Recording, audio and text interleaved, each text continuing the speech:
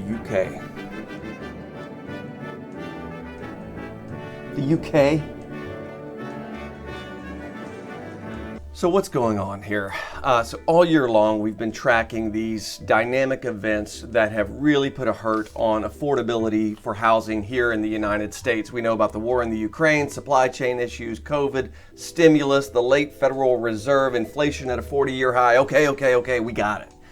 But now we're being told, it's the first time I've ever heard this in 20 years of this business, we're being told that we need to pay attention not to what's happening in the United States, we need to pay attention to what's happening across the Atlantic in the UK, because as so goes their economy, apparently so goes ours.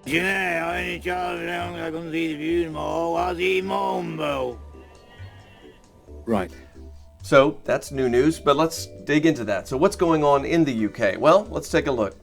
So the volatility in the UK caused this day here on Monday. We got this nice rebound here on Tuesday and Wednesday, and here we go with another sell-off today. Incredible amount of volatility in a very short amount of time. From CNBC, you can see the pound is tanking. The pound is at its lowest level against the US dollar in the history of the pound.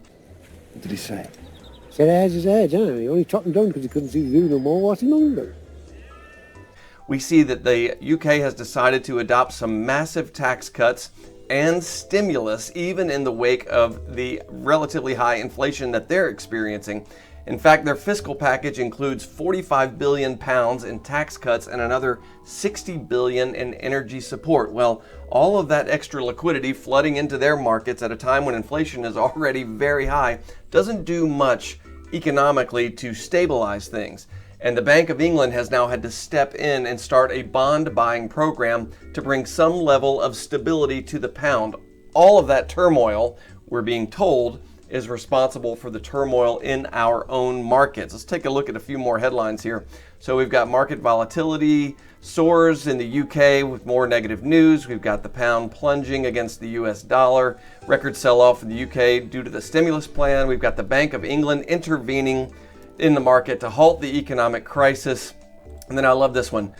The government says, hey, we're not responsible for market volatility. For a lot of people, they're looking at what's happening in financial markets, and they see a storm, that started with that fiscal statement last Friday. Do you not take responsibility for that? No.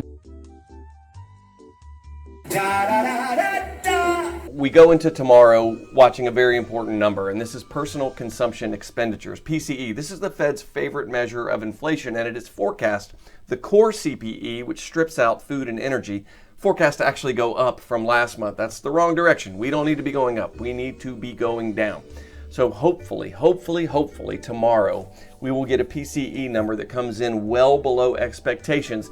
That's not going to reverse interest rates and send us back down into the low 5s or 4s, but it could be the first brick in the wall to stop this escalation in mortgage interest rates as we move into Q4, starting into October, hoping to get some plateau and some resistance so mortgage rates can level out and perhaps even moderate a little bit as we approach the end of the year. In the meantime, if I can be of any service to you, don't hesitate to let me know. This edition's coming out a little bit early because I'm headed down to the plains of Auburn for the Auburn LSU game this weekend, and I'm confident of one thing: the Tigers will win.